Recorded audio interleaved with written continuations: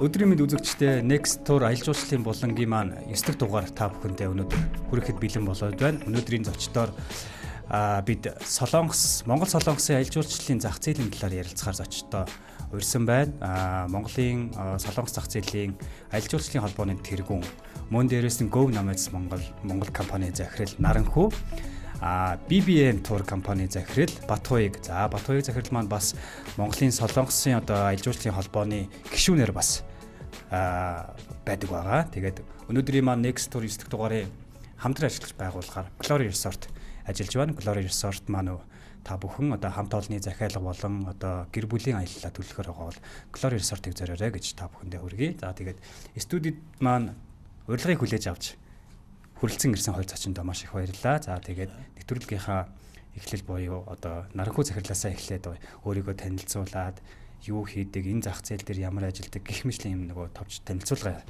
хийгээд эхлэе да. За сайн байцгаана уу? Та бүхэндээ энэ өдрийн мэндийг хүргэе. Юу түрүүн гомцрон захирлаа маш их баярлалаа. Энэ гоё нэвтрүүлэгт ингээ урьж оролцуулж бас Солонгос зах зээлийн онцлогийг манай холбоог бас ингээд сонгож бидний ингээд оролцуулж байгаа танд маш их баярлалаа. Тэгээ та бүхэндээ бас энэ ажлын өндөр амжилт хүсье. Next Tour гэж гоё юм нэвтрүүлэг болж байгаа, байнга үзэж байгаа.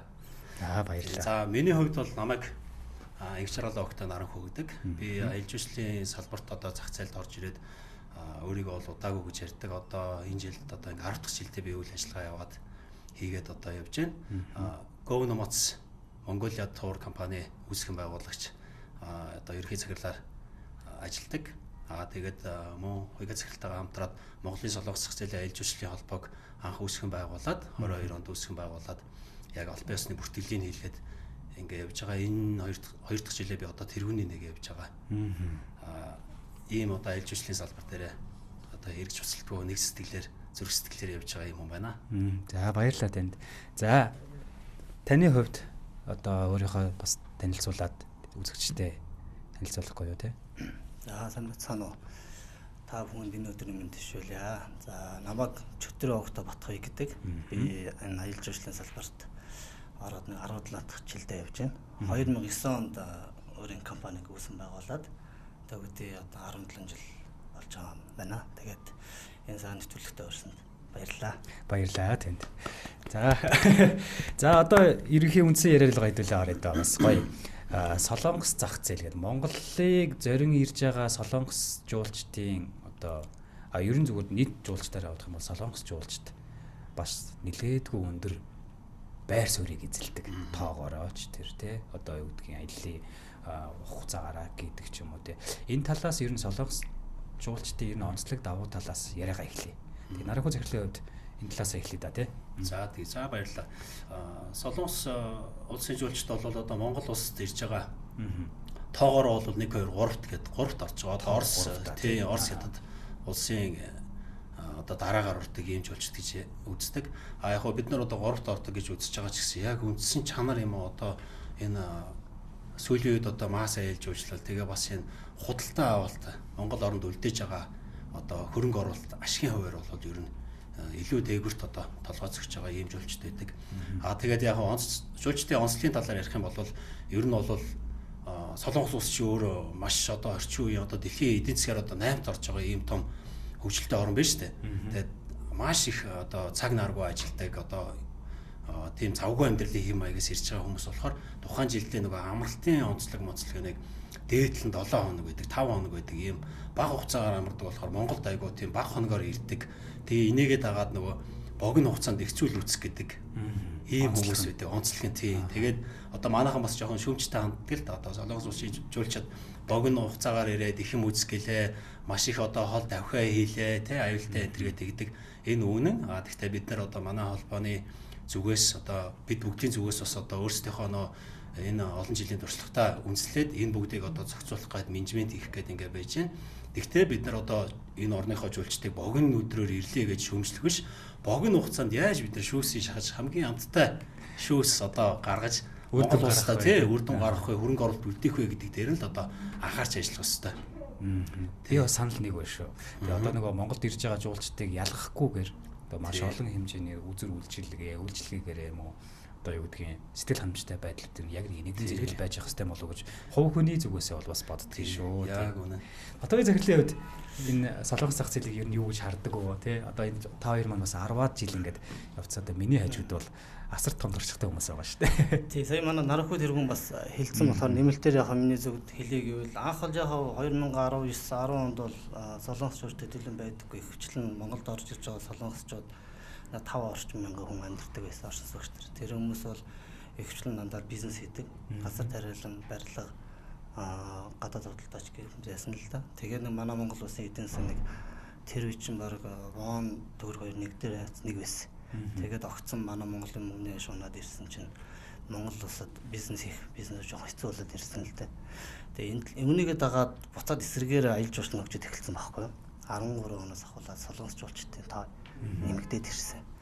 Тэгэхээр яг солонгос жуулчд бол ерөнхийдөө яг өөрсдийнхөө соёл, өөрсдийнхөө амьдрал, хэв маягаас шалтгаалаад улс улсын өөрсдөө хүмүүсийн онцлог өөр байгаа л да. Тэгээд Европч жуулчд бол одоо тухайн орныхоо соёл, онцлог, амьдралын хэв маяг шалтгаалаад одоо арай олон хоногор аялдаг бол солонгос жуулчдын хувьд бол ерөнхийдөө дийлэхтэй биднээс харж байгаагаар нэг дунджаар 4-5 хоногтой. За арай жоон нэмэгдлэх юм 6-7 өдрийн аяллууд хийдэг. 2019 онд манай Монгол улс чинь 500 мянган жуулчин авчлаа гэдэг. Тухайн үед ирж байгаа солонгос жуулчдын тоо нэг 97 мянга орчим. Бид 5-1 гэдэг үзэлтэй байсан л да. Одоо энэ 25 оны жилийн эцсээр бол яг 850 мянга орчим жуулчин солонгос жуулч 180 мянга гэж явж байгаа тийм. Мэдээж 1 2 3 гэ 1 2-ны Орос стад явдаг ч гэсэн бод жуулчдынхаа тоогоороо солонгос нь давмгаалж байна. Зүгээр л яг ангийн жишээ ярихад энэ Монгол улсын аяллаар ирж байгаа хүмүүс дийлэнх дандаа агарын төврөөр зорчиж ирдэг. Тийм шүү. Гэтэл түрүү жил буюу 2024 25 онд Солонгос Улаанбаатарын хоорондын нислэгч нь хамгийн ачаал дээр зуны нислэгт 70 нислэг явчихсан байхгүй. Тэгэхээр ирж байгаа солонгос жуулчдын бүгдээрээ энэ дийлэнх нь аялагч нар л гэсэн утгатай л да. Яг Орос хятад дээр яг бодит ингээд яг тур оператор компаниуд дамжиж байна уу? Ирсэн жуулчд нь яг тэгж аялж гэнэ үү гэдэг дээр бол жоохон яг тоон дээр үзэх юм бол солонгос жуулчд нь бол номер 1 ер нь бол яг бодит жуулчдын тоо харагдаж байгаа. Яг тэр тоогоо харуул шүү дээ. Тэр бүр яг ингээд сайн нэгтэлж үзвэл тийм байна. За тэгээд солонгос одоо ингээд ийм жуулчдын тоо за 2013 оны статистикээр ярьлаа. Ер нь ингээд ковидоос хойшоо жуулчдын тоо маань бас айгүй өндөр өсөлттэй байгаа шүү дээ. Ер нь ингээд бид 2026 онд ер нь нийт Монгол улсдаа яриа сая жуулч авна гэдэг ийм зорилт байгаа. Гэхдээ тэрнээс биш актер амлаж байгаа юу зүйл байхгүй. Гэхдээ энэний тодорхой хэмжээний ихэнх дийлэнх хувийг бас энэ Аз тэр дундаа солонгос жуулчдаас эзэлж байгаа. Монголыг зорж байгаа яг хамгийн түрүүнд ингээд сонирхож байгаа зүйл нь юу вэ? Монгол одоо энэ Монгол улсыг сонирхож байгаа энэ хамгийн сонирхол татж байгаа зүйлүүд нь юу вэ гэж харж байна. Тий. За миний зүгээс бол хэлэхэд одоо солонгос улсын жуулчд бол Монгол руу ерөөсөө за нэгт бол одоо говь элсэн сүлийг үзэх гэж ирдэг те шөнийн одод тэнгэрийг үзэх гэж ирдэг. Тэгээд тал удам нутгийг үзэх гэж ирдэг. Манай нүүдэлчин яг одоо энэ чигээрээ байгаа энэ олон мянган жилийн түүхтэй нүүдэлчин аж ахуйг үзэх гэж ингээ ирж байна. За тэгэхээр ер нь номер 1-т бол ерөөсөө л од байдаг байхгүй. Солонгос жуулчд бол Монголд од үзэх гэж ирдэг. Өөрсдөө солонгос улс чинь геополитикийн байрлалаараа ч гэсэндээ манайхантай одоо манай Монгол улстай 330 минутын 3 цагийн ойрхон бүс байдаг шүү дээ. Эргэлтийн хурдтай энэ төр байдаг. Одоо тэгээ дээр нь бид нар визгүй болгоцсон. Онгоцны билетийг аваад чөлөөтэй орж ирэхээр ийм нөхцөл байдал үүсгэсэн болохоор энэ жуулчд ерөөсөө бүгдээрээ од хамгийн ойрхон үзэж харах тийм боломж юу вэ? Судалж байгаа л ерөөсөө хамгийн ойрхон газар Монгол байдаг байхгүй. Тэгэл ерөөсөө Монголд ирлээ бид нар хамгийн дэлхий дээр гэрлийн бохирдлого бүсч штэ. За хотоос жоохон гарлаа, урагшаа, цагаан сургал, дундгой цагаан сургуурлаа, өмнө говийн баян цаг орлоо. Тэгэл асгарч идэг үсттэй. Тийм штэ. Сүүн зам яадаг вүлээ. Тэгэл бүх одоо солонгос улсын мундаг зурагчид бүх одоо ингээл одоо энгийн одоо сонирхож байгаа хүүхд залуучуудаас эхлээл шөнийн одыг үзэж जैन. Тэр одыг үзэнгээ давхар бидний тэр одоо нүүдэлчин амьдралыг үзээд бидний амьдрал ахуйтай танилцаад морь мал унаад, тэмээ унаад ингээд илс үзээд говь цөлийг үзчихэд ингээд буцаа авчиж байгаа байхгүй. Тэгэхээр ерөөсөө яг энийг үзэх гэж л одоо Монголд ирж байгаа. Тэгэхээр бид нар энэ одыг зөвхөн үзүүлэхтэй болно ш. Одыг үзүүлэхтэй тэмээг унуулад, тэмээг үзүүлэхтэй тэр одоо 700 км-ийн цаана баян цаг дээр тэмээний чихэмлээ зараад байж байгаа тэр нутгийн малчин иргэн байдаг шүү дээ. Тэрний тэр тэмээ чихэмлийг бид нар давхар зарж чинь. Тэр баазад ажиллаж байгаа тэр оюутны хүүхдэд одоо сургалтын төлбөрт одоо хөрөнгө оруулж чинь. Энэ бүх зүйлээр бид нар одоо онцлог болгож энэ жуулчдыг ингэж татчих хэрэгтэй байхгүй. Тэгэхээр одоо 8-1 тийм. Тэгээ энэ дээр нэмэх юм бол яг хоо нэмж хэлээ гэвэл ер нь бол аялал гэдэг нь өөрөө бас нэг талаар нэг юм одоо өвчин болоод байгаа шүү дээ. Тийм шүү. Амьдралын боломжтой хүмүүс бол ерөөхдөө заавал одоо жил нэг удаа аялдаг ч юм гэдэг аюун болчихсон. Ялангуяа одоо хөгжингүү орны боломжтой амьдралтай улсын орнуудаар маш их аялдаг болсон. Солонгос улс 2025 онд 19 сая орчим жуулчин хүлээж авсан байгаа юм. Тэгээ 2019 онтой төвчтэй харьцуулдаг л 19 онд 17.5 сая хүн байсан.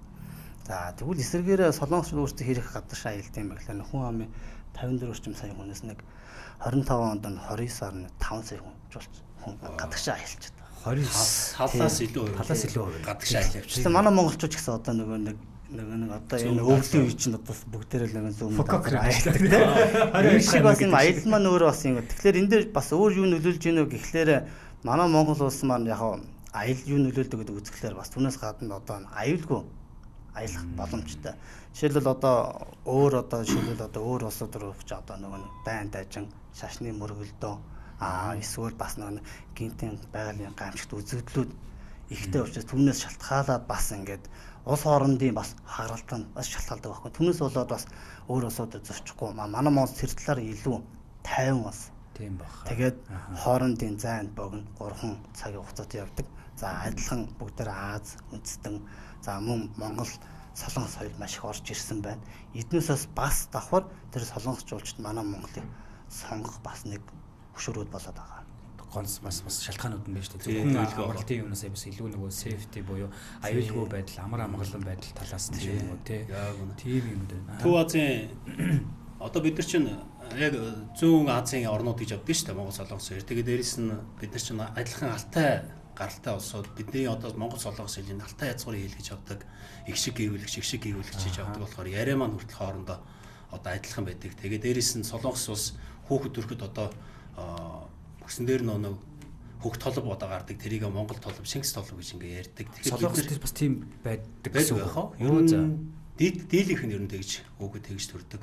Тэгээд үүнтэйгээ ч гэсэн холбоод одоо 13 дугаар зуунтай одоо Хувлын хааны одоо элен төрөмгөлийн үед одоо юуны үед тухайн үеийн одоо хятад руу орсон, Солонгос руу орсон энэ түүхийн үед ч гэсэндээ маш их ингээ холилдсон болохоор хооронд айгүй юм Азийн улсуудаас хамгийн дотно. Тийм болохоор Монгол руу илүү их ирж Монгол руу айгүй их хардаг. Одоо Монголоос одоо түүхээ бас хүлээдэг юм артсан байхгүй. Тий. Дөрөв хоёроо зэрэг маань хэллээ л дээ. Солонгос улс бол одоо за 51 сая гаруй одоо хүн амтай боловч энэнийхээ 50 гаруй хувь нь одоо жилдээ 29 сая хүн ам нь одоо гадагшаа аялдаг гэж байна шүү дээ. Тэгсэн ирнэ энэ жуулчдаас хамгийн их аялдаг Солонгос улсын гадагшаа хамгийн их аялдаг 10 орноор одоо жишээ нь номер 1-т одоо Япон байдаг. За Япон, Вьетнам, Америк те. Америк, Филиппин, Индонез, өөрчн юу гэдэг вэ? Сингапур, Тайван, тэгээ Гуам, Индонез, Турк, Хонконг гэдэг ингээ 10 улс ингээ байхад манай Монгол улс байхгүй байгаа зү те. Байхгүй. Тэгээ манай Монгол улс ихний хойрч багтахгүй.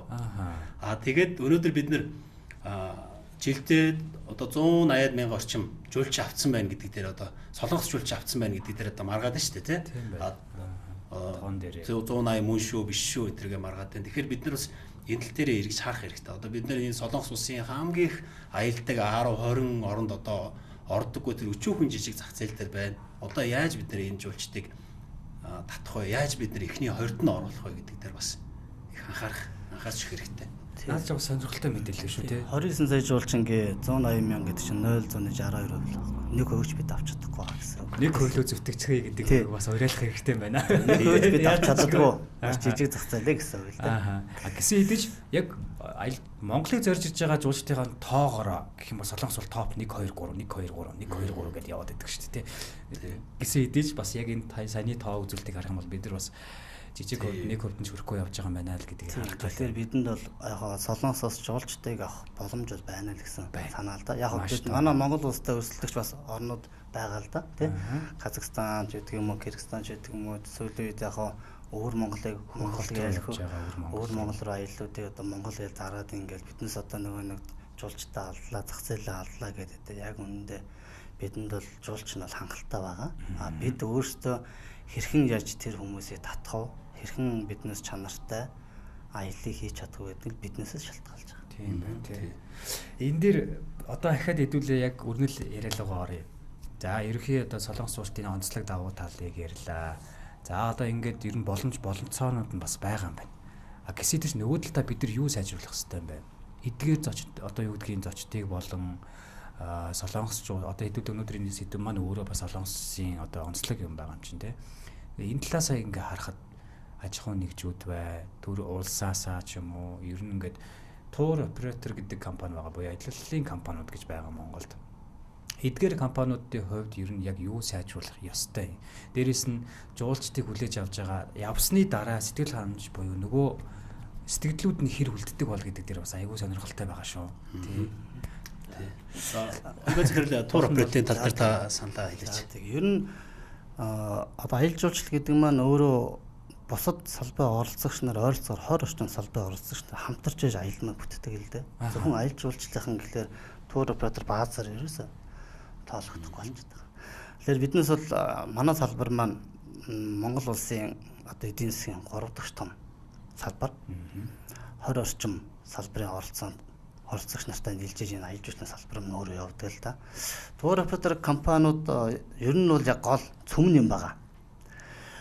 Тур одоо энэ аяллаа бүтээгдэхүүний одоо юу гэдэг нь жишээлбэл зүгээр ийм одоо юу гэдэг нь Тэрж Улаанбаатарын ч гэдэг юм уу говийн аяллаа Зургашин долоо тэр аяллаа маршрутад эхлээд тур оператор компани гаргаж байгаа шүү дээ тийм ийм газараар ингэж явна тийм за ерөөхдөө донхны тэцэн ийм үнэтэй нийт аялал маань ийм үнэтэй гэх тэр өөртөө сугаар борлуулалтаа хийдэг. Тэгвэл жишээ болгоод ярил одоо манай компани маань тэгвэл жишээ болгоо ярих нь ойролцоогоор жилдээ нэг 20 орчим жуулчны бааз.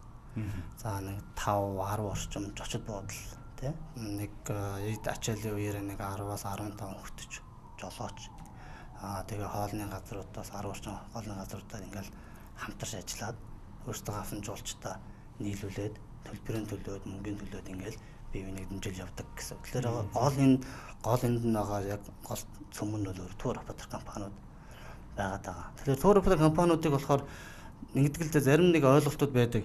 Даатгалын компани бол балт цас багт байгуулчихна гэж ойлгодог шиг тур оператор компаниудыг юу гэдэг улсын мөрчлөлтөөр аж ахуйн нэгжийн гэрчлэгээ аваад чиглэлээр тур аялал жуулчлал гэдэг бүртгүүлэл болчихно гэж хүмүүс ойлгодог. Бас яг тийм биш. Тур оператор компани байгуулна гэдэг бол өөрөө маш тийм амаргүй зүйл л дээ. Зүгээр л нэг аж ахуйн нэгжийн гэрчлэгээ авчгаал Facebook дээр нэг вебсайт руу оронгуудаа нэг компани маршрутыг копи паст хийж авах өөрчлөнгүүтэй Facebook дээр за тэр авийн баазууд холбогдороо за тэр аялж авах жолооч гайд бүртгэж ийн гэдгээр шууд л хийчдэг зүйл огт биш. Маш өндөр хариуцлагатай аяллаа маршрутаа гаргана гэдэг нь өөрөө маш тухайн маршрутаараа явсан байх хэвээр тухайн үед юу үзэх хэвээр яах хэвээр гэдгийн зүйлсүүдээ бүгдийн цогцоор бэлдсэн байх хэвээр зүйлтэй. Тэгэхээр тур оператор компаниудын хариуцлага гол цөм нь бол тур оператор компаниудаас л яг гардаг л тийм.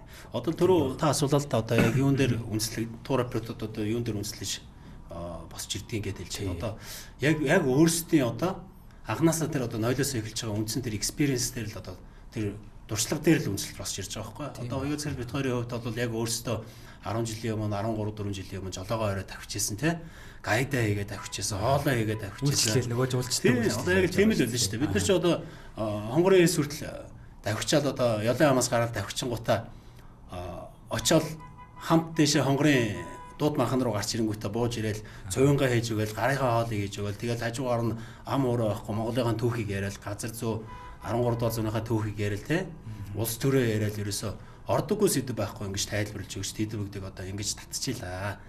Тэгэд энэ бүх одоо 10 жилийн туршлага дээр үндэслэл дээр явж одоо дараа нь бид нэр гайдаас одоо менежерийн төвчнөр ордог юм уу менежерээс одоо удирдлагын төвчнөр ордог юм уу ингэж энэ байгууллагыг одоо босгодог болохоор энэ бүх зүйл чинь одоо тусаа авчигдана гэдэг шиг айгүй юм үнэтэй юм хөлсөөр бичигдсэн зүйл байдаг болохоор тур оператор бол өөрөө айгүй тийм нарийн нандин босч ирэх тийм байгууллага байхгүй байх тийм. Одоо сүүлийн үед уучлаарай нөгөө залуучууд илүү нөгөө бизнесийн салбарт айгүй орж ирж шүү дээ. Тэгээ аяллаа салбар ч өөрөө бас эдийн засгаа дагаад ингээд айгүй том хөгжил авчрах гээд байдаг тийм.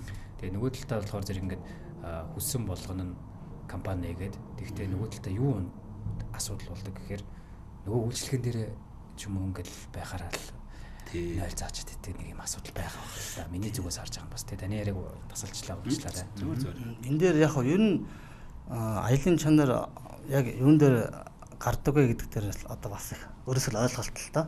За яг компаниуд өөрсдөө нөгөө жуулчингаас аялын сэтгэлдлийг авдаг л да. Тэгээ ер нь бол дээлээ хэдэн жилийн өмнө аягүй авдаг. Одоогоос л авдаг компаниуд бий. Тэгээд яг ингээд бод хөдөл дээр асуудалгүй нэг ч асуудалгүй аял гэж байхгүй. Яг аялд гараа явах юм бол юу гэдгийг замд явж байтал замын нүх гараад ирдэг ч байдаг юм уу? Хоолны газар очиход нэг тодорхой хэмжээний асуудал гардаг ч юм уу? Гинт морь унжсэн ч бороо ордог ч юм уу? Биднээс шалтгаалаагүй буравдаг ч итгээдээс эсвэл байгалийн давуу тал хүчин зүйл зэргээс болоод аялал дээр тодорхой хэмжээний эрсдлүүд гардаг л да. Түүнийг хэрхэн даван туулж урьдчилан сэргийлж тий түүнийг яаж даван туулаад аяллыг баталгаатай чанартай хөгжлүүлэх вэ гэдэг л хамгийн чухал. Тэгээ яг жуучны сэтгэл ингээд уншингууд тэгдэг байхгүй. Өө хоол амар хоньны мах үнэрт иж чадаагүй. Орой гэрт хонсон чинь нөгөө нэг гэрийнх нь эсхийн үнэртэй ч гэдэг юм уу. Ингээл яг ингээд сэтгэлдлүүдийг бичсэн мөртлөө явлаа. Дараа жил нь ярьсан. Би дараа жил нь ярьсан. Би дахиад аялах гэсэн юм аа. Тэгэхээр аяллаа чанар маань юу вэ гэхлээр эрсдэлгүй аялал, асуудалгүй аялал гэж байхгүй. Тухайн аялал эрсдлийг, асуудлыг зөв гой зохицуулаад жуулчтай аяллаа чанартай авч юм. Дараа нь аяллаа чанар юу дээр тэр жуулчин дахин ирэх. Тэр жуулчин аялаж буцаж очоод өөрийн найз нөхдөж байдаг юм уу? За одоо сүүлийн үед хүмүүс ч амар нээлттэй болсон. YouTube-р ч байдаг юм уу? Блог, кафе, тэ Instagram дээр өөр сэтгэлээ бичдэг болсон шүү дээ. Тэн дээр хэрхэн яаж бичиж байна? Тэр хүн дахин аялах гэж нүг гэдэг бол бас нэг аяллаа бас нэг чанарын гол үзүүлэлт юм болов гэж бол сүүлийн үед л хардаг болсон. За сүүлийн үед ирж байгаа жуулч солонгос жуулчдыг ингээ харж ахлаар 2 тоо 3 тоо ирж байгаа жуулчд бас аваа ингээд байгаад байгаа байхгүй үзүүлэлтүүд давтан ирж байгаа. Тийм мөртлөө одоо тэр газраараа биш ахаад өөр газраар аялах сонирхолтой байна гэсэн үг. Тэгэхээр тэр хүн тэр аялал таалагдаагүй чанаргүй байсан бол тэр хүн дахин сонгох байсан уу гэдэг дээр бас болж байгаа. Бас бодгол юм байна те. Бид нар одоо чинь нэг үйлчлэгээний байгууллага үйлчлүүлээд худалдаа авалт хийгээд тэр нь тухайн одоо юу гэдэг бидний хэрэглээний хувьд ч юм уу таалагдахгүй дахиж худалдаа авахгүйтэй адилхан л тийм зүйл байгаад байна. Тийм яг үнэ. Яг зөв те. Солонгос улсын жуулчд бол ер нь нэг ирсэн жуулчин бол нэг багтаа ер нь 2 3 метр бол ирдэг.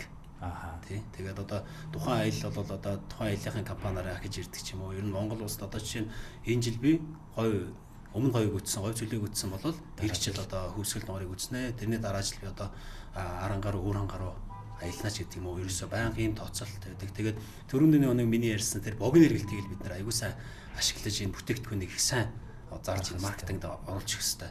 Тий. Тэгээ зүгээр нэг тэнд очиод одоо говь зүйл үзүүлээд ирэхээсээ илүү хажуугаар нь тэр одоо туршилт гэж яриад байгаа тий. Одоо аялын туршилт. Тийм, аялын туршилт. Одоо бид нар энэ үгийг бас одоо хоногшуулмаар санагдаад байгаа. Experience гэж яриад байгаа тий. Одоо аялын тэр шинэ туршилтыг энэ жуулчдад бид нар сайн үзүүлж хэрэгтэй. Одоо тэмээ унж үзмээр байна. Хоёр бүхтэй тэмээ зөвхөн Монголд тий. Тэмээ унж үзмээр байна, морь унж үзмээр байна. Тэгээ тэр ёлын ямын өсөн дээр очиж үзмээр байна. Тэгээ хөвсгөл нуурын сарлагын очиж үзмээр, сарлагын мах хийж үзмээр байна ч гэдэг юм уу.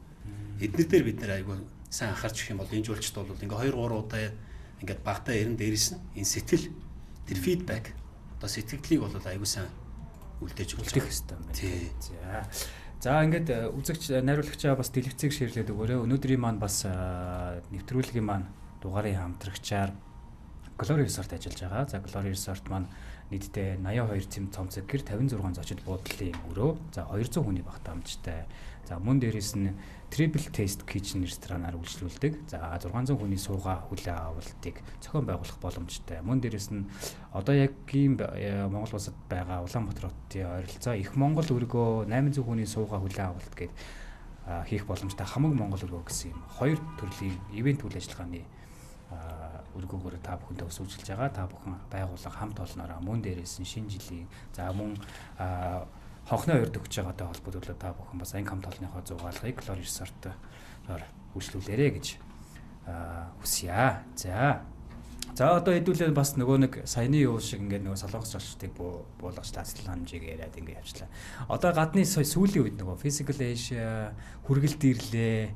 Одоо биднээс үе шалтгаасан байдлаар нөгөө одоо юу гэдгийг солонгосын контентууд гэж үзэх юм уу да.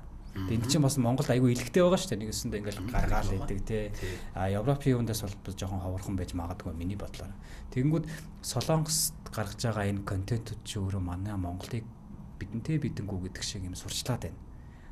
Тэнгүүд энэний нөлөөлөөр ер нь хэр хэмжээний хүмүүс ирж гин энэнийг одоо юу гэдгийг би сайн хэлж мэдэхгүй байна л да. Тэгээ энэний үр дүн хэр байна гэдэг юм бас юу байна. Нөгөө талаас энэ контентыг хүлээж аваад холбоо маань ер нь ямар хүү үйл ажиллагаа явуулж гин гэдэг л бас орё тий.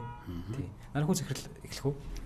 За тэгээ ер нь Солонгос улсаас хийж байгаа одоо KBS телевиз болон GTBC гэдэг телевизүүдээс хийж байгаа энэ нэвтрүүлгүүд бол одоо яг үүндээ бол одоо манай Монгол улсыг бол Монгол улсын аялал жуулчлалын гадагш нь айгүй ялангуяа Солонгос улс руу маш сайн сурчилж өгч штэ. Тийм штэ. Мөн төлбөргөө сурчилж өгч байгаа юм. Бүүм хийж байгаа. Тэгээд энэ дээр одоо түрүү ярьжсэн хувьгаа цагаал бэлжсэн туур операторууд маань өөрсдөө айгүй одоо ямар ч улсаас одоо өн төлбөргөө тодорхой хөл сурамж агуулгүйгээр ингээ бор зүрхээрээ ороод ингээ сурчилж өгдөг байхгүй. Одоо манай холбоонд бүртгэлтэй байдаг AB Travel байна, Хадаг Тур байна. Энэ компаниудад бол байнгын ийм контентуудыг одоо хийж орж байна. Тэгэхээр энэ тур операторуудыг ч гэсэн дэмжсэн үйл ажиллагаанд бол маш сайн анхаарч хэрэгтэй. Энэ одоо эргээд биднийг одоо маш олон улсад маш сайн одоо сурчилж өгч шүү дээ. Сая одоо манай Монголоос Spark гэдэг нэртэй агенцийн залуучууд маань одоо энэ physical class-тай нийлээд ингэ хийсэн биз дээ. Энэ ямар мундаг гоё сурчилгаа болж өгөө. Энэ залуучууд ч гэсэн мундаг байна. Тэгээд ер нь одоо бид нар том одоо прожектээр олон тэрбумын төслийг одоо гадагш нь ингээд одоо гаргахаас илүү одоо иймэрхүү үйл ажиллагаанд илүү анхаарч өгөөд одоо тур операторуудаа илүү дэмжиж өгөх юм бол одоо тур операторууд ч одоо ингээд явж байгаад ямар нэгэн зүйл олоод эргээд улс орноо илүү гоё ингээд сурчлаад хөгжүүлээд өгдөг ийм зүйл байдаг байхгүй. Тийм болохоор бас энэ засгийн газрын агентлаг яамдууд маань энэ тал дээр илүү анхаарч үзэх байгаа гэж бас бодож байна. Энэ тийм үүгээр дамжуулаад бас одоо гадагшаа одоо манай холбоос гадагшаа жилдээ 2 хавар намартай 2 шоу хийдэг байхгүй. Одоо экспо шоу хийдэг. Тэрний нэг нь бол одоо манай юуны аялал жуулчлалын мэргэжлийн холбоотой хамтраад яамнаас ингээ явуулдаг SIT буюу Seoul International Travel Fair, Cotfox ийм экспо арга хэмжээ хийж байна. Намар нь манай холбоо бие дааж одоо ганцаараа хийдэг Travel Show гэдэг ийм бас экспо аялал жуулчлал байна. Энүүгээр бид нар өөрсдөө тур операторудаа шин залуу стартап болон одоо дотоод гишүүн байгууллагуудаа үйл ажиллагааг дэмжих зорилгоор очиж нэг партнертай тий харилцагчтай уулзуулах, танилцуулах, дээрээс нь жуулчдтай ингээд жуулчдын захиалгыг бас ингээд авч өгөх холбох ийм үйл ажиллагаатын ингээд үйл ажиллагаа бас жилдээ 2 удаа бас хийдгээ. Бид нар бас иймэрхүү зүйл бас хийж явдаг. Бид нар чинь нөгөө талдуурч их суучлаар бас юмуд ингээд нөгөө хийгээл явагддаг. Бид нар одоо монголчууд гэх юм уу эсвэл ер нь бидний зүгээс юм уу залуучууд ер нь Монголд ирж байгаа жуулчдын тоо бид нар харахаар ингээд оюун шоугаар дагуулдуулаад хүмүүс ирчлээ гэж байгаа боловч цааталтаа нүр их хөдөлмөр гэдэг. Тэр ингээд далдуур мөртөл нүднээс тал мөртөл үүдүүтэй аягууд айгүй хийдэг байх шүү дээ. Утгыг захирал.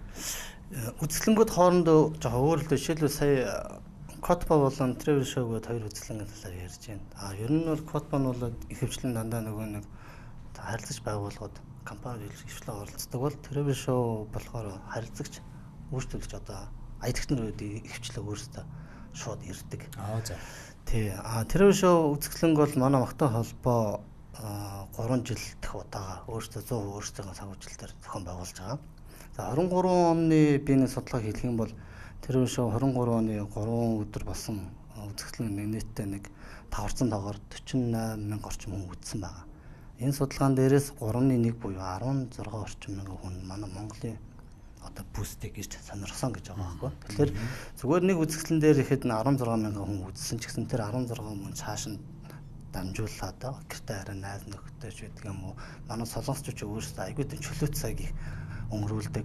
Найз нөхдөөрөө хамт олноор айгүй их тийм оройны цаг хоолунд идэн те. Ингээд тэр үед айгүй юм ярьдаг. Цаашаа хэдэн хүн дамжуулсан гэж үзэхээр бас үзэсгэлэнгийн нэг бас нэг давуу тал байгаа. Тэгээ мөн сая хэлж дээ те. Тур оператор компаниудаа авчиад ялангуяа юу туршлагатаагаас гадна туршлагагүй анх стартап компаниудыг авч үзээ. За өөр бусад одоо юу гэдэг юм улсын орнуудын тэр тур оператор яаж ажиллаж байна, яг хэрхэн ажиллаж байна гэдэг туршлагыг шууд бодит үзэсгэлэн дээр ингээд тулгуурлаад бэлдүүлээд өгнө гэдэг нь бас маш их давуу талтай. Гэхдээ ер нь бол одоо ингээд хөгжил бол хувийн ишилтэл байдаг гэж ярьдаг шүү дээ. Тэр хувийн ишлүүд тур оператор компаниудаа бол яг чөлөөтэй бизнесээ хийх тэр боломжийг бол маш сайн бүрдүүлж хэрэгтэй. Одоо бол яг улсаас бол ерөөхдөө яамнаас л үзэсгэлэнгийн төсөв гэж стендийн төсвөл өгж байгаа шүү дээ тийм. Нэгэрхэд нэг жилдээ нэг 10 гаруй улс дээр бидний үзэсгэлэн зохион байгуулж байгаа. Тэр нь Солонгосоор зөвхөн нэг л үзэсгэлэн байгаа Котба. Гэтэл тухайн стендийн зардлыг өгөөд үлдсэн тур оператор компаниудаас гарч байгаа зардал нь зүгээр дунд чинь доотлол нь 10-аас 15 сая төгрөг гардаг.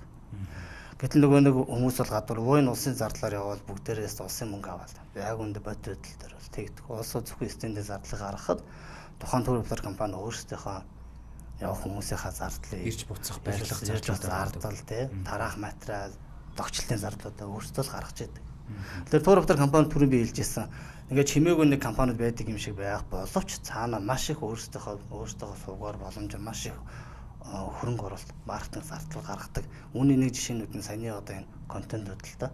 Яг энэ контентыг үзээд ирлээ гэдэг маш олон хүн байдаг. Гэтэ яг энэ дээр судалгаагаар яг энийг үзээд хэдэн хүн гэж гарах боломжгүй ч гэсэн одоо жишээлбэл тэр манай хадаг travel компани тэр Наунжа сандаа гэдэг нэг нэвтрүүлгээ орсон. Тэгсэн чинь тэр нөгөө тэрэлжийн тэр өгсдгийн наадталд нэг юм хоолн гэрд байдаг да.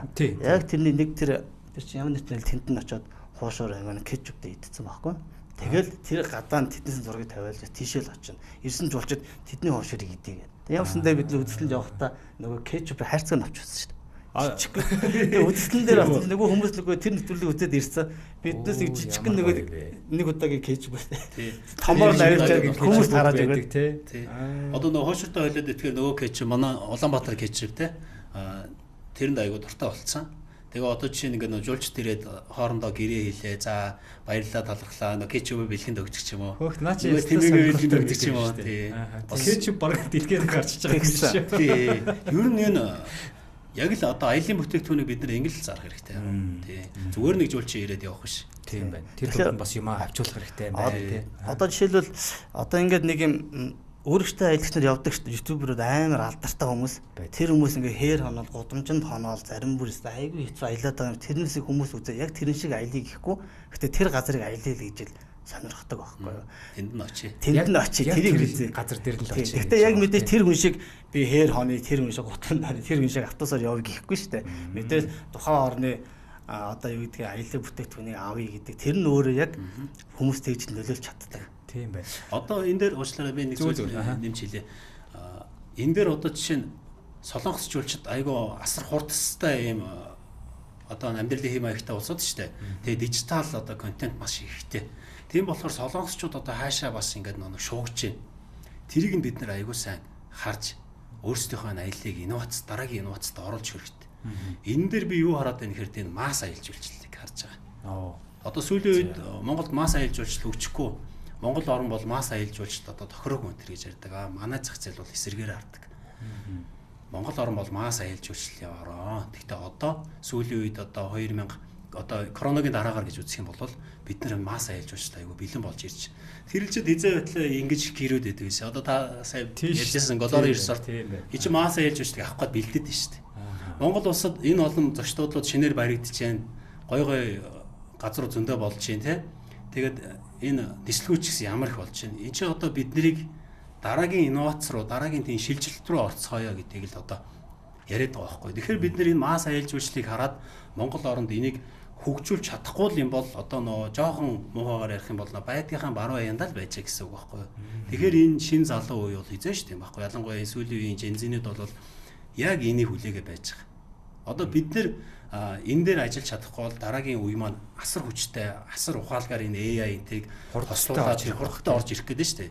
Тэгэхээр энэ масс аялал жуулчлалыг эдгээр айгүй бид нэр сайн барьж авах хэрэгтэй. Ер нь ч одоо ингээд манай солонгос зах зээлийн тур операторууд ер нь харьцангуй их сайн барьж оруулж ирж байна. Дээрээс нь манай одоо том одоо юунууд байгаа шүү дээ. Бас энэ пэкэж аялал хийдэг компаниуд байгаа шүү дээ. Багц аяллууд байгаа тийм багц аялал хийдэг. Эдгээр маань ч гэсэндээ айгүй сайн явж байна. Монгол улсад хөрөнгө оруулалтыг бас сайн хийж байна. Тэгэхээр бас энэ холын аялал энэ богино эргэлттэй аялал энтрийг бол бид нар энэ нь тийм тэрний юм гэж ерөөс аад үзэх ямар ч юу байхгүй. Айл болох бид нар ингээд баярлалаа талархлаа та мөнгө үлдээгээд сайн болцоорой л гэдэг дээр анхаарч өгсөн таахгүй. Би нөгөө бас аялал жуулчлалын салбарт та хэдийнхээ хажууд бол жижигхэн богино туршлагатай л та. Гэхдээ залуу удирдлагын хувьд гэж үзэх юм бол нэг үйлчлүүлэгч байсан ч гэсэн тэнд сэтгэлээсээ андаасаа гэдэг юм ил аягүй сайн загтгий. Тэгжээж нэг хүний зардал яг одоо бидний саяны ярьдаг шиг экспогоор үйлчлүүлээд тэрний ардл хичнээн хүн байгааг бид нар мэдэхгүй шүү дээ. Хичнээн хүнд ам дамжин ярьж Монгол гэдэг юмыг сурчилж байгааг бид нар мэдэхгүй тий. Тэгэхээр би миний зүгээс бас ингэдэг нөгөө харж байгаа зүйл нь нэг хүн байсан ч гэсэн бид нар сэтгэл харамжтай байдлаас нь үйлчлүүлээсэ гэж айгүй хэцүү. Яг нөгөө нэг хүн 10 хүн 100 энэ ч ерөөсөө яг энэ аялал жуулчлалд яг зөв маркетинг боловчдөг байхгүй. Тийм баг тий. Таны хэлдэг бол маш зөв. Одоо ингээд саяны экспогоос үргэлжлүүлээд бид нэр за яг одоо таад маань бас Солонгос улс руу маш олон экспод оролцох гээд ингээд хамт явж байгаа холбооноосоо бас ингээд санаачлаад явж байгаа бах. Солонгос руу ер нь аяллаа хэр ямар одоо гарцтай байдаг юм бол гэдгийг бас хүмүүс тэр сайн мэдэхгүй л баг. Одоо 22 дахь аймаг гэл нөгөө нэг ам байдлаар нийслээд Фукок гэл яваад байгаа болох шиг Солонгос руу ер нь аялахад ер нь ямар хөө нөхцөл байдалтай байдгийм бол гэдгийг бас товчхон хэдүүлээд урдээ л да тий. Одоо аутбаунд зах зээл. Аутбаунд буюу тий гадагшаа чиглэсэн хэсэг дээр гэсэн. Тий. Солонгос руу аялал ерөнхийдөө яг түрүү жилийн 25 оны би түрүү хэлжсэн нөгөө нэг олон улсын шууд нислэг бол нэг манайч яг эд ачааллах үедээ 70 орчим нислэг яваад байгаа гэсэн чинь тэрэн дээр ингээ үтсэн чинь нэг Солонгос руу чигсэн дээр нэг 800 мянга орчим иргэн зарцсан байгаа. Нийтдээ 800 мянга орчим зарчсан. Энэ яг ирж очих хоёр хуваахтал хоорондоо төхөн бэл. Нэг 47-50% ярьж байсан хувь ирж очих нь. Тэгээд 180 мянган жуулчин ирлээ гэхэд энэ 360 мянган жуулчин Солонгос манай жуулчтай байлаа гэхэд дамжин өнгөрөх хасаад тодорхой хэмжээний бас Солонгос жуулчтаас илүү монголчууд бол Солонгос улсыг зориулцдаг. Юу нэг дахин гардаг. Солонгос улс маань өөрөө нэг сая 25 онд 19 сая жуулчин хүлээж авсан гэсэн шүү дээ тий. Тэгсэн. Тэрний ингэж байгаа юм байна. Нийт аял нөгөө нэг хуваагаад үзэхлээр сүүлийн үед круиз аялал нь илүү нэмэгдсэн байна. 19 онд харьцуулахад дээр нь эрүүл мэндийн аялал жуулчлал нэмэгдсэн байна. Эрүүл мэндийн аялал жуулчлалаас нийт 2 их 80 вон ашиг орлого олсон гэж байгаа байхгүй. Монголчууд Солонгос руу ямар аялыг зорж ирнэ гэхээр сүүлийн үед ихвчлэн эрүүл мэндийн аялал жуулчлалыг илүү бас зорж очиж байгаа. Гэхдээ нэг асуудал байгаа нь юу вэ гэхээр визний асуудал байгаа юм л да. За тийм. 2-3 жилийн өмнө баха тийм нөгөө нэг энэ юугүй визгүй нэг юм хэсэг гаргангуудаа манай Монголын аутбаунд компаниуд хамтраад нөгөө нэг яг тэр чартер нислэг юмгүйтэй монголчуудыг аялуулсан л да. Тэгээ энэ дээр нөгөө визгүй зарчим манай монголчуудын нөгөө нэг зогтохтой болтох юм асуудал байдаг.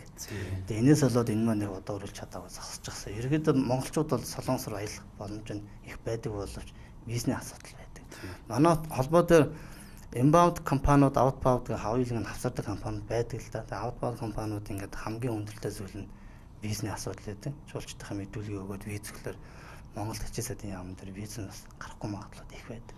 Тэгээ очичоод нөгөө явсан хүмүүс бас зарим нь ирж очихгүй тохиолдолд буцаад нөгөө байгууллага мөн үйл ажиллагаа явуулах боломжгүй болчиход хүндрэлтэй болоод ирдэг. Тэгээд нөгөө депозит энэ байршуулж байгаа. Байршуулдаг энэ төр болохоор тэрнээс эргээд нөгөө тэр нь буцааж олгогддог ч юм уу юм асуудлууд байдаг. Тэгэхээр маш усан. Ер нь энэ дээр нэг дэлгэрүүлж авах хэлэх юм бол манай аутон зах зээл маань ерөнхий сүүлийн үед бол харьцангуй гайгүй сайжирч байгаа. Тэр нь бол яг өмнөх жилүүдэд бодох юм бол коронавигийн дараагаар бидний яг жоохон юу яаж шүүмжлэлтэй хандах нэг зүйл маань монголчуудын өөрсдийн сахилга хотын асуудал. Гараад тэр хоёроо захирал хэлээ нэг хичнээн визгүй бүсээр ингээд зарчаад гардаг ч гэсэндээ цухтаад нь харлаад алга болчдөг нөгөө компани эргээд асуудалд оролдог ч юм уу. Иймэрхүү зүйл ингээд гараад байгаа болохоор одоо харьцангуй багассан ч гэсэндээ ингээд одоо тэр нь хараахан байгаад байгаа болохоор бас бид нарыг бас юу яагаад байна. Жоохон нэг гадагшаа хүндрэлтэй энэ болгочод байна. Солонгос улсын элчин сайдын яамны зүгээс бол бас нэг үе бодвол нөгөө визэнд айгүй ингээ гайгүй хандж जैन те. Одоо бас визийг өгүүлдэг зөвлөл нөхцөлтэй болгож जैन. Гайгүй ойр орхон бас гаргаж өгч जैन. Уг нь бол биднийг дэмжээл байгаа. Тэгээ манай монголчууд маань өөрсдөөс нөө гараад яг хугацаанд орж ирэхдээ сахилгатай байхын тал дээр л айгүй анхаарч хэрэгтэй байгаа. Тэрнээс биш бид нэр одоо Солонгос улсын элчин виз гаргасангүй тэгсэнгүй энэ төр гэж ерөөсөө шүүмжлэлтэй хандаж болохгүй. Очоод тухайн улсынхаа одоо хууль дүрм журмыг маш сайн хүндлэх хэрэгтэй. Одоо бид нар жишээ нь одоо жишээ нь Инчоны Парадайс зочд бодол дээр буугаад те нэг хононгоо одоо тухайн одоо тэр казиногоор зочлоод гардаг ч юм уу. Тэгээ цаашлаад тэр Каннами гоо сайхны имжлэгэн дээр очиод тэрийг үйлчлэгийг нь аваад ингээ гардаг ч юм уу те. Тэгээ хоолны K-pop-ын тоглолт үзчихээд гоё хоолны гудамжаар явж хагаад худалдаа авалт хийчихэд буцаад яг цагтаа ингээд ирээдээд бол тэр биз маань хизээл гараал байна. Тэгэд энийгээ дагаад н аутбаундын зах зээл гадагшаа зах зээл мэн ч гэсэн гой хөгжөөд бас явах тийм юутай. Тэгэхээр манай монголчууд өөрсдөө айгүй энэ тал дээр ухаалаг хандаж сахилгаттай хандах юм бол аутбаундын зах зээл ч гэсэндээ маш гой сэргэж өгөх юм боломж байгаа. Зөндөө гоё юм биднийг хүлээж байгаа. Тийм энэ дээр нэг судалгаа хэлвэл Солонгосын 25 оны нэг Солонгос улсад зориулсан жуулчдын судалгаан дээр бол яг хүмүүсийн жуулчдын тоо бол 19 сая болоо нэмэгдсэн мөртлөө худалдаа авалтынхаа нийт орлого багасчихсан. За. Нэг жуулчин дунджаар худалдаа авалт одоо нөгөө татваргүй бараа худалдаа авалтаар ингээд шүүгчж байгаа шүү дээ. Тэгэхээр нэг 600 орчим долларын орлого оруулж ийн нэг хүн дунджаар. Тэгсэн тэр нь 2019 оноос харьцуулах юм бол 23 оноос харьцуулбал багасаад ирчихсэн байна. Тэгэхээр тийм бас үзүүлэлтүүд бас гарч байгаа л да. Манай Монгол улсад ирж байгаа жуулчдын бас яг аялын бүтээгдэхүүн хэд орчим байдгийг, энэ хэд орчим дөрөв зарцуулдгийг, тэгээд энэ худалдаа авалт дээр энэ хэд орчим дөрөв зарцуулдаг гэдэг судалгаа бол бас бидэнд жоо дутмаг. Биднээс энэ дээр бас судалгааг бол бас цааш нь хийх хэрэгтэй гэж боддог. Одоо шилбэл нөгөө tax free буюу одоо энэ нөгөө юу нэ нөөцөө буцаалт чинь одоо зөвхөн одоо гол компанитай л баг хэрчж шít. Нэг удаагийн худалдаа авалт нь 500 сая төгрөгийн борлуулалт хийсэн тохиолдол яригдж байгаа тийм. Үнийг бол одоо бүр илүү дэлгэрүүлээ тийм. Жуулчид одоо өөр бусад газруудаас судалдаа авалт хийх юм бол түүний шууд нөгөө татварын буцаалтын нөгөө тэрүүгээрээ бид нар за үнэхээр яг энэ жуулчд ирээд хэд орчим төгрөгийн ерөнхий худалдаа авалт хийгээд байна гэдэг наривчсан судалгааг бол гарах боломж бол байгаа.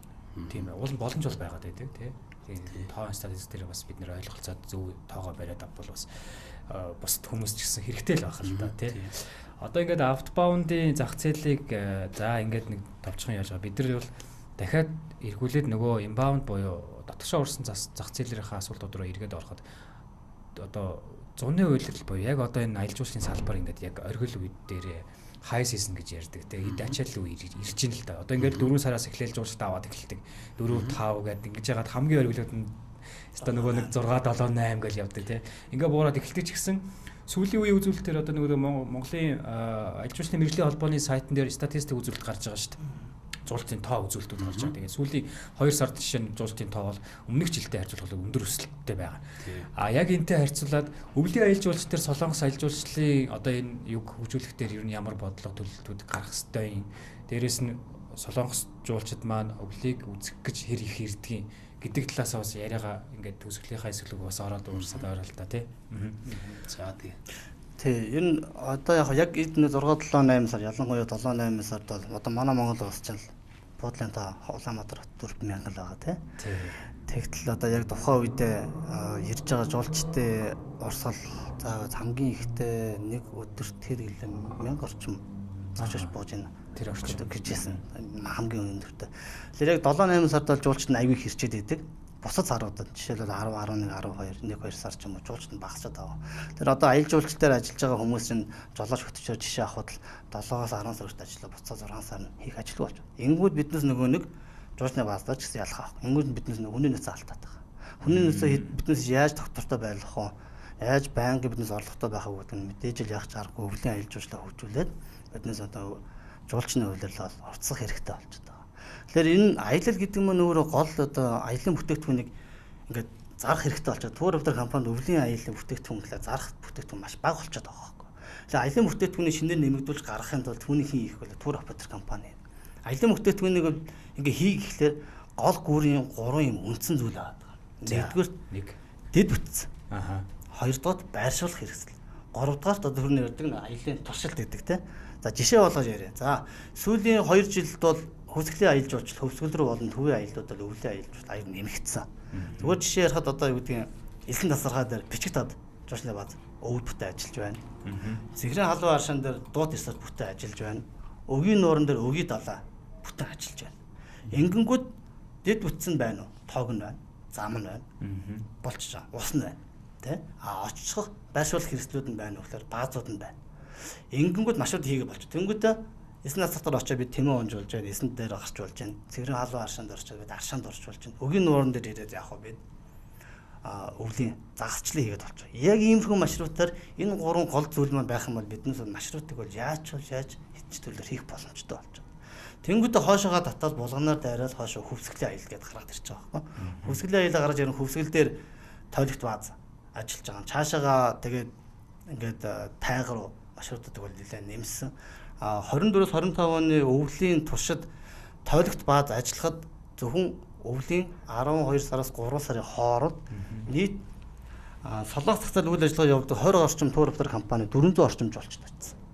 Цаашаага цагаан нур сумын хойшоогоо одоо цаатан гэ зүүн тайгын өвлжээ гэж яддаг те. Өвлжөөний би заяатаа очоод бас ингээд мэдээлэл авсан чинь тэр өвөл 160 орчим солонгос жуулчд очсон байна. Тэгэхээр 400 орчим жуулч нь хөвсгөл очсон мөртлөө цаашаага тайгар бол 160 орчим нь очсон байгаа байхгүй юу. Хэрвээ тэр тайгар дээр ч юм уу тайгын дан цагаан нур сум ч юм эрчил юм сум ч юм уу баасч гэдэг юм уу нэг юм бас байсан бол тэр жуулчд бас тийшээ авчих боломжууд нь бас байна гэж хараад байгаа. Тэгээд Төвийн аймагуд нь ингээд жуучны баад дэд бүтц хийх юм байгаад л болчиход байгаа байхгүй юу. Яг 3-4 жилийн өмнө бол сардаа нэг удаа угна нэг говь руу явдаг байсан. Говь руу аяллуудаас өвл явдаг байсан чи сүүлийн 2 жил багасчихсан. Яагаад багассан бэ? Яг л ойлгомжтой. Хонгорын эсрэг бид явъя гэхлээр 70 задгасаа цаашаага уршаага салаа явах юм бол шорон замаар явна. Хойгоороо бас шорон замаар явна. 200 орчим км яваад очиход тэнд ажиллах бааз байхгүй. Тэ? Тэгээд цас орчхоороо тэнд нөгөө нэг тэнд нутгийн иргэдэнд өвөл болохоор ингээд тэндээс нүүчдэг байхгүй. Өвлжөөрөө явчихдаг. Өвлжөөрөө явчихдаг. Тэгэхээр очихоор чинь зам арга ийцэн. Хэдэн жилийн өмнө бол одоо баян ингээд говийн аялал явуулгууд баян цаг дээр очиж чадаагүй маш багууд маш их бутсан байхгүй. Тэгэхээр юу гэж хэлэх гээд байна гэхээр биднес бол одоо Монгол улсын сая 500 км хавдрат газар нутгийг бидний эдийн засгийн одоо аялжууд эдийн засгийн эрхлэлд оруулах боломжууд байна. Энэхээр эдийн засаг оруулъя гэж байгаа саяны 3 зүйл дээр л тухайн орон нутаг байгууллагууд нь засаг захиргаа төрийн байгууллагууд нь хамтраад ингээд хийж чадах юм бол боломж нь байгаа даа. Одоо тэгвэл таны бодож байгаагаар яг энэ 3 дэд бүтц одоо сайжирч байгаа хаана хайж болох вэ? За бодъё л та гэдэг шиг тий. Одоо хамгийн сүүлийн дэд бүтцтэй баазтай болоод хийхэмтэй туршлих газар хаана хинтээ. Одоо сүүлийн хинтээр маш их зам тавигдчих. Жуучны баазууд их болж байна. Тэгэхээр ерөөсөл тур оператор компаниуд за энэ биднес ихэд хинтээ ийм баазтай ийм аялал бүтээгдэхүүн байж энийг аваараа гэж зарах юм бол жуулчтай аавна. Тэрийг л хэлж байгаа. Ерөөсөл энэ инфра буюу дэд бүтцийг л маш сайжруулж өгөх юм бол тэгэл жуулчууд одоо ганцхан л одоо өмнө гоёг сонирхоод байт юм уу ганцхан өсгөл нурыг сонирхоод байдаг ч юм уу тийм бол байхгүй. Одоо илүү одоо бид нэр за Чингис хааны одоо онгон тэнд байгаа шүү дээ. Энийг гэхдээ энэ хөшөөний эндээс харна гэж сая одоо ерөнхийлөгч хөрсөхийн тавьсан тэр хөшөө замаар бид нар ингээ яваад яг харуулаад эхлэх юм бол жуулчид ч гэсэндээ тийш одоо шуурал эхлэх байхгүй. Сонирхоод л эхлэх юм байна тий. Бас нэг хэлгээ түрүү жил цагаан суурга дээр намар нэг надруу нэг бааз холбогдсон байхгүй. Оёгийнхаа манай хөвөл ажиллана гэл. За үйл ажиллах юм бол цагаан суургаар татсан 3-4 өдөр иж яадаг юм уу 4-5 өдөр машууд гаргачих юм байна. Болох юм танадаар хоноод дундуур тоноод 70 задаа хондог юм байна. Ингээ ёл үзэ болчих юм байна гээл машууд гаргахаа байж хэд орны дараа буцаар ирсэн. За бид ажиллах боломжгүй болчихлоо. Яас гэж үйл ажиллагч айгүй зардал ихтэй байна. Бид тогоор ажилладаг учраас тогны зардал өндөр. Тэнгүүд ингээд үйл ажиллагаа маань тоглолттой байна гэж нэгж байгаа. Тэгэхээр энэ аялал жуулчлалыг өнөхөр хөгжүүлэх гэж байгаа. Дангаас дангаас тэр хувийн хвшлээ биш. Энэ төрийн байгууллагууд нь орон нутгууд нь хамтраад ингээд дэмжиж явах юм бол боломжтой гэж. Төгс халгааныхаа өнгөлтийг эсрэгтэй болж байгаа юм л да. Тэгээд дээр нь нэмж нэг зүйл хэллийг юу гэхээр одоо манай Мохтой холбоо маань ер нь бол яг жуулчдын нэг хамжийн судалгаа гэдэг зүйл бол хэдэн жилийн өмнө Дэлхийн банкнаас явуулсан судалгаан дээр л үзүүлээд байдаг л да. Гэтэл биднээс бол одоо яг энэ зах зээлд яг энэ нэг судалгаа явуулах гэдэг байгаа. Бид нь бол багш юу аялал жуулчлалын боловсрол хөгжлийн нийгэмлэгийн багш нартайгаа хамтар манай Мохтой холбоо энэ жил Солонгосоос Монголд зорио ирж байгаа жуулчдаас судалгаа авах гэж байгаа. Тэгээ энэ судалгаа маань ерөнхийдөө жуулчд маань эрэхтэй ер нь ямар хугацаатай ирж гин хэд орчим төгрөг зарцуулж гин. За худалдаа авалт нь хэд орчим төгрөг зарцуулдаг юм байна. За манай Монгол улсын одоо та бүхэнд үйлчлэгээний аяллаа үйлчлэгийн чанарууд нь ямар байна. За шаардлагатай зүйл нь юу байна? Зүйл юу байна гэдэг талын судалгаа хийх гэж байгаа. Тэгээд одоо л ажлын сүд нь гараа явж байгаа. Биднээс нэг 5 сараас 10 сар хүртэл яг эд сезоны үеэр судалгаануудаа аваад түүнийг нэгтгэхэд жилийн одоо нэг жил болгоны 11 сарын сүүлээр аялал жуулчлалын эрдэмтдийн хурал гэж болдог. Энэ хурал дээр биднээс үнийг нэг эмтгэл болгоод ямар ч байсан Монгол улсад ингээл аялал жуулчлалын нэг бас өдөртэй бэлтгэл болоод тавина гэж бас бодож байгаа. Бас мөн Солонгос дахь бас яг энэ дүн шинжилгээ хийдэг бас нэг профессортай бас хамтарч байгаа. Тэгээ бас энэ өөрсдөө судалгаач гэсэн Солонгос талдаач гэсэн бас ингэж тавья гэсэн ийм ажлыг эхлүүл явж байгаа. Гайхалтай мэдээ байна шүү. Би одоо саяны судалгаан дээр жижигхэн саналаа хэлэхэд бол магадгүй тий одоо бид нар маш олон төрлийн жуулчдын сэтгэл ханамжийг ингээд үзүүлэх үзүүлэлтүүд хүчин зүйлүүд байдаг л та. Тэгээ миний хамгийн бас нэг юм гарах гэдэг зүйл нь яг энэ Монгол улс руу аялах их сурвалжийг хаанаас олж мэдсэн бэ гэдгийг л би хараасаа гэж үздэг юм. Яг л тэр нөгөө саяны нөгөө продакшны юм уу эсвэл контентын юмнаас мэдээлэл авсан үг нь бид нар мэдэх юм бол нөгөө талдаа одоо юу гэдгийг продакшн ч юм уу телевизийн салбарынхан ч юм уу аль нэг салбар руу түшигээ хөрөнгө оруулалт хийчих юм бол бас айгаад орж ирэх магадлал байдгийн болов гэж миний хувьд болддог. Тэгээ танд маш их баярлалаа. Саяны судалгааны ажилд нь бас маш их том амжилт хүсье. Наранхуу захирлын хувьд одоо бас яг энэ салбар дээр ажиллаж байгаа хувьд бол товчхон бас дүгнэлтээ өгөөд дээрээс нь зөвлөмжөө өгөөд хэдүүлээ бас нэвтрүүлгээ дуусгая да. Одоо энэ манай нэвтрүүлэг бас хугацаа ер нь 40-ийн дуусч байна тий. За баярлалаа. Яг нөө халаад эхэлсэн чинь цаг манд бас болчихлоо гэдэг шиг тий. За ер нь бол одоо бид нар бол одоо анх нөгөө төр хэлжсэн шүү дээ. Өөрсдийнхөө туршлага дээр үндэслээд одоо ингээд энэ бүх зүйлийг хийгээ явж байгаа юм чинь одоо бид нар нөгөө менежмент хийх, удирдлага хийх хэн систем рүү илүү анхаараад тэгээ дараагийнхаа залуу үеийг аягүй сайн бэлдэж хэрэгтэй байна. Одоо манай уяга захирлж гэсэндээ хөтөч тайлбарлагчийн холбоотой нийлээд энэ сургагч багш гэдэг зүйл дээр бас анхаараа явж байна. Тэгэхээр бид нар энэ дараагийнхаа энэ одоо энэ дүүнрээ залуу үе айгуу сайн бэлдмээр байна. Дээрэс нь түрүү хэллээ л дээ бид нар одоо энэ дэлхийн ертөнц өөрчлөгдөж байгаа юм чинь бид нар яг энэ байгаагаар байж болохгүй юм. Масс аялал жуулчлал руу дараагийн одоо контентын шилжилт рүү энэ бид нар орох хэрэгтэй байхгүй юу? Одоо саяхан манай дээр нэг Солонгос улсын том доктор профессор багш ирээд бид нар тэр сургалт орсон юм бас. Тэгээд одоо нөө үнийн өрсөлдөөнөөс контентын өрсөлдөөн рүү ингээд шилжсэн шилжих талаар бид нарыг бас бэлдсэн юм сургалт энэ төр орсон. Тэгэхээр бид нар одоо энэ масс аялал жуулчлал дээр яаж хандахын нөгөө масс аялал жуулчлал маань эргээд бид нар дээр нөгөө масс худалдаа авалтыг жишээ нь яаж хийх вэ гэдэг юм уу. Энэ тал дээр бид нар ихсэн анхаарах хэрэгтэй. Сүүлийн үед одоо та бүхэн анзаарч байгаа кашмирийн худалдаа авалт бол айгүй сайжирсан. Тийм шүү дээ. Одоо Монгол улсын хэмжээнд ноол уран бүтээгдэхүүн бол одоо өөрөө айгүй сайн болж байгаа. Энэний нэг том одоо олон улсад одоо худалдаа авалтын сайн хийж байгаа рекламын засаж байгаа хүмүүс бол одоо солонгосчууд шүү дээ. Тийм болохоор бид нар бас энэ олон массаар ирж байгаа энэ хүмүүс яаж худалдаа авалт хийж одоо Монгол улсаас юуг авч удаа буцааж гарах хэвээр ямар худалдаа авалт юунд хөрөнгө оруулах хэвээр энэ дээр бид нар бас айгүй сайн анхаарч өгөх хэвээр. Тэгэхгүй бол одоо нөгөө Солонгос улс маань дараагийнхаа нөхцөл рүү орох гээд байна. Энэ нөхдөд чинь одоо нөгөө хүн ам нь одоо ингээд тэг зогсолтонд орчоод байна. Төрөл байхгүй. Тэгээд нөгөө гэрэлт нь оройтцсон. Тэг ийм энтер болчоод байна. Тэгээд одоо ялангуяа 35-44 насных нь одоо хүн ам зүүн одоо 40% нь одоо ингээд аялал жуулчлал нь одоо нэг багаар аялдаг байсан бол одоо ганцаараа аяллыг илүү сонирхдаг болж байгаа ч гэдэг юм уу. Иймэрхүү нөгөө үзүүлэлтүүд статистик үзүүлэлтүүд гарч ирээд байгаа болохоор бид нар ч гэсэн энэ дээр одоо дараагийн юун дээр яаж одоо нөлөөлөх үү гэж бас зүйл байгаа.